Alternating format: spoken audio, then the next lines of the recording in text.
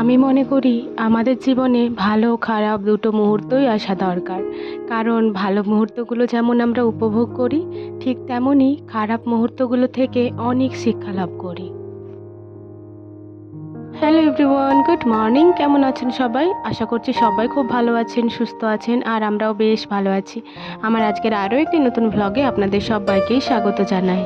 আজ রবিবার আর এখন সকাল ৫টা মতো বাজে, আর এখন থেকেই আমি আমার আজকের ভ্লগটি শুরু করছি। আশা করছি আমার আজকের ভ্লগটি আপনাদের ভালো লাগবে। আর হ্যাঁ বন্ধুরা, ভ্লগটি স্কিপ না করে পুরোটিই দেখার অনুরোধ রইল। সকালবেলা উঠেছি একটা বিষণ্ণ মন নিয়ে, মন খারাপ একটু, তো সেই জন্যই আর কি একটু বসেছিলাম জানালার ধারে। তারপরে এই বাড়িতে এলাম, মা চা করে দিয়েছে, তো চা মুড়ি আর অল্প দুধের সর দিয়েই খেয়ে নিলাম।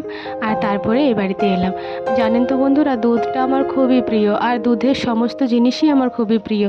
বেশি করে সর মিঠা এগুলো তো আমার প্রচণ্ড প্রিয়, তো ওগুলো একটু পেলে আমার আর কিছুই দরকার নেই। তো এ দিয়ে সকালের মুড়ি খাবারটা খেয়ে নিলাম, আর তারপরে এই যে এই বাড়িতে এলাম। এই বাড়িতে এসে পরে প্রথমে ঝাড়টা দিয়ে নিচ্ছি, তার আগে বিছানাটা অবশ্যই ঝেড়ে নিয়েছি। সকাল থেকে আজকে একটা সুন্দর ওয়েদার রয়েছে, মানে সেরকমভাবে রোদ দেয়নি, মেঘলা মেঘলা হয়ে রয়েছে। বাইরেটা খুবই ঠান্ডা ঠান্ডাই লাগছে, কিন্তু ঘরের ভেতরগুলো না প্রচণ্ড পরিমাণে গরম করছে। আসলে কয়দিন ধরেই তো উত্তপ্ত হয়ে আছে, তো এত তাড়াতাড়ি কি আর কমবে? একটু তো সময় লাগবেই, তাই না? ঘরটা ঝাড় দিয়ে নিলাম, আর তারপরে পাপোশগুলো একটু ঝেড়ে পরে ওখানে আবার পেতে দিলাম। আর ঘরের ঝাঁটাটা ঘরের মতো রেখে দিলাম। ওই ঝাঁটাটাই করে তো পুরো বাড়িটা ঝাড় দিই না। আর এদিকে মা কাপড়টা ছেড়ে রেখেছে, ওই ধারে মা ঠাকুর ঘরটা মুছছে, সেজন্যই তো ওটা একটু সরিয়ে রেখে দিলাম। আর তারপরে বারান্দাটা ঝাড় দিয়ে নিচ্ছি এই নারকেল খাড়ির ঝাঁটাটা দিয়ে। জানেন তো বন্ধুরা, কাজের মধ্যে থাকলে না সবসময় ঠিক থাকি। যখনই একটু কাজটা কম করি কিংবা মানে সেরকমভাবে কাজ থাকে না, তখন না মনটা যেন সবসময় খারাপ হয়েই থাকে।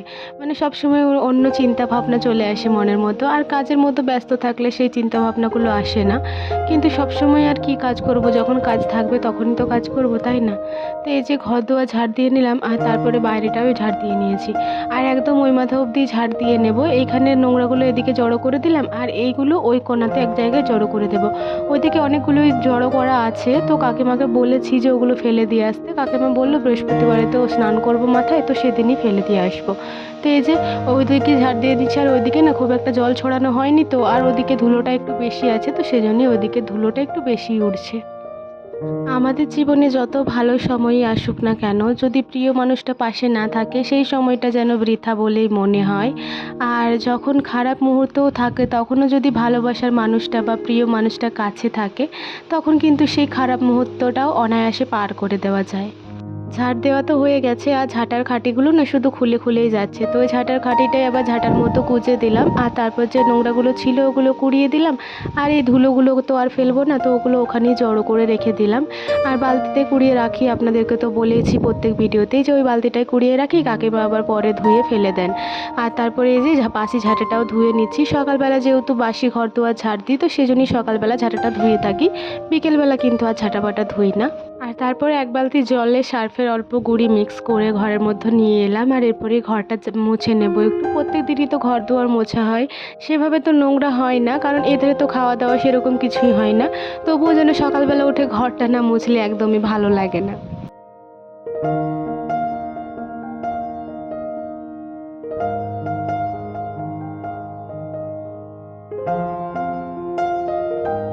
যত দিন এগিয়ে আসছে তত যেন মনটা আর মানছে না, মানে আর ধৈর্য ধরে থাকা যাচ্ছে না। হাজব্যান্ডের তো এতদিন ধরে গেছে, তখন যতটা না মানে অস্বস্তি লাগছিল, এই যে আসবে আর কয়টা দিন পর, তো ওই দিনগুলো যে পেরোচ্ছে না, ওটা ভাবতে ভাবতে এতটা অস্বস্তি লাগছে যে কখন এই দিনগুলো পেরোবে সেটাই ভেবে পাচ্ছি না। আসলে এমনটাই হয়, যখন অনেকগুলো দিন থাকে তখন আমাদের মন আপনা আপনি বুঝে যায় যে এখনও অনেক দিন বাকি। কিন্তু যখন দিনগুলো কমতে থাকে তখন শুধু মনটাও যেন বুঝতে পারে না, আর মনটাও মানতে চায় না যে কখন এই দিনগুলো পার হবে, এটাই সব সময় ভাবে। ঘরটা মুছে নিয়েছি যেহেতু রবিবার, আর শুধুমাত্র বৃহস্পতিবারেই তো পুরো ঘরটা মুছে থাকি। তো আমার রুমটা মুছে নিলাম, আর বাইরের সিঁড়িগুলোও একটু ধুয়ে নিলাম। আর তারপরে হাত মুখগুলো ধুয়ে ঘরের মধ্যে চলে এসেছি। আজকে রোদ খুব একটা দেয়নি, কিন্তু ভাবসা একটা গরম রেখেছে, তো সেই জন্যই প্রচণ্ড পরিমাণে ঘাম দিচ্ছে। তো হাত মুখ ধুয়ে নিলাম, আর তারপরে ঘরের মধ্যে এসে মুছেও নিলাম হাত মুখটা। আর তারপরে এই যে এখানে ফুটোটা রয়েছে, এটা না কয়দিন ধরে ভাবছি যে বন্ধ করে দেব, কিন্তু ভুলেই যাচ্ছিলাম। তো আজকে ওই জন্যই একটা প্লাস্টিক দিয়ে ওটা মুখটা বন্ধ করে দিলাম, কারণ এখন তো এই এত গরমের মধ্যে কখন কোন দিক থেকে সাপ পুপ চলে আসবে, তো সেটার একটা ভয় আছে। তো সেজন্যই আর কি ওটা বন্ধ করে দিলাম। 2 দিন আগেই তো এই জামা কাপড়গুলো গুছিয়েছিলাম, কিন্তু তার সত্ত্বেও দেখুন আবার কেমন এলোমেলো হয়ে গেছে। আসলে কেউ না গুছিয়ে রাখবে না, সবাই নেবে আর এলোমেলো করেই রেখে দেবে। তো সেজন্যই আর কি করে গোছানো থাকবে বলুন তো। আর রোজ রোজ এত জামা কাপড় আমার দ্বারা গোছানো তো সম্ভব নয়। তো আমি যতটুকু পারি মাঝে মধ্যেই আমি এগুলো গুছিয়ে রাখি। সব দিন সত্যি কথা আমি এগুলো গোছাতে যাই না, কারণ সব দিন গোছাতে গেলেও আবার দিন শেষে দেখবো ওগুলো এলোমেলোই হয়ে গেছে। তো সে কারণেই মাঝে মধ্যেই ওখানটা গুছিয়ে থাকি, যেদিন মানে আর দেখতে পারি না এতটাই এলোমেলো থাকে। আর লোকজন এলে তখন একটু তো গুছিয়ে রাখতেই হবে, তাই না? আর তারপরে এই যে টিভির এখানটাও একটু ঝাড়া মোছা করে নিচ্ছি। আর টিভির ওখানে একটা কাপড়ও পেতে দিয়েছি, এতে করে দেখতে বেশ সুন্দর লাগছে।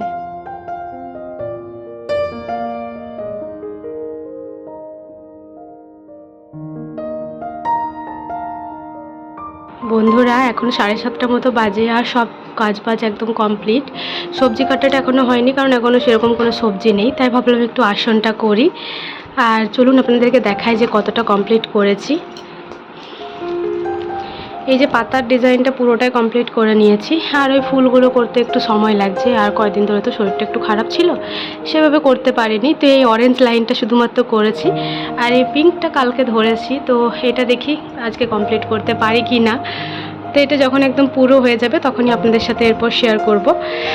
বলবেন তো যে কেমন হচ্ছে, ঠিকঠাকভাবে করতে পারছি কি না। আসলে কখনো তো করিনি এটা নিয়ে, মানে আমি, এটা হচ্ছে আমার সেকেন্ড আসন। ফার্স্ট আসনটা তো আপনাদেরকে দেখিয়েছি, যেটা আমি বানিয়েছিলাম বিয়ের পরেই। তো এটা হচ্ছে সেকেন্ড আসন। তো ডিজাইনটা একটু কঠিন হলেও দেখতে কিন্তু খুবই সুন্দর লাগছে বলুন। আমার তো ভালো লাগছে, আপনাদের কেমন লাগছে জানাবেন। তো চলুন, যখন একটু সময় রয়েছে একটু করে নিই এটা। তো তুমি দোকান করেছো? কি কি আছে দোকানে?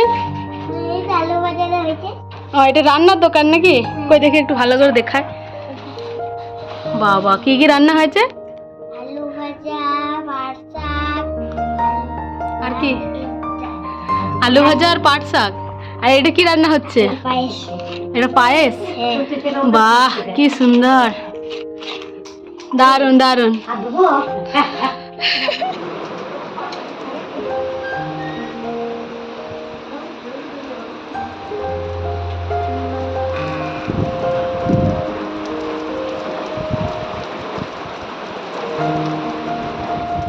বিকালবেলা বৃষ্টির পরের ওয়েদারটা দেখতে এতটাই সুন্দর লাগছিল যে কি বলবো, মানে চোখ জুড়িয়ে যাচ্ছিল, এমনটাই লাগছিল। এই প্রচণ্ড গরমের মধ্যে এরকম একটু আধটু বৃষ্টি হলে মনটা এমনিতেই খুশি হয়ে যায়।